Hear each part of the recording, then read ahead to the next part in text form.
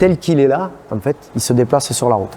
Pourquoi on appelle ces machines des alambics? Déjà, le mot alambic par lui-même à consonance un peu arabe, al-ambic. Autrefois, je vous parle de temps, on n'était pas nés, nous, personne, je crois. Hein. C'était plus pour faire des huiles essentielles, des parfums, des choses que nous, après, on a dérivé. Voilà, ça remonte vraiment très très loin. Alors, cet alambic, non, il n'est pas très vieux. La preuve, il a mon âge.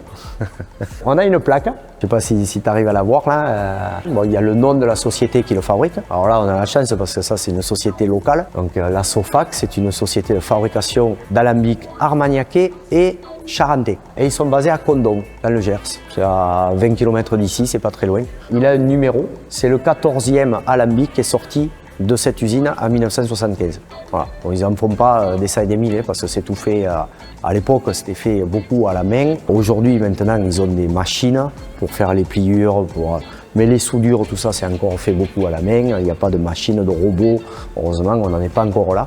C'est bien, ça reste encore de l'artisanat manuel. C'est une machine ambulante. Là, telle que vous la voyez là, on voit, il y a les roues. C'est sur un bâti, sur un châssis, un bon acier bien épais, qui porte toute la machine, mais tel qu'il est là, en fait, il se déplace sur la route.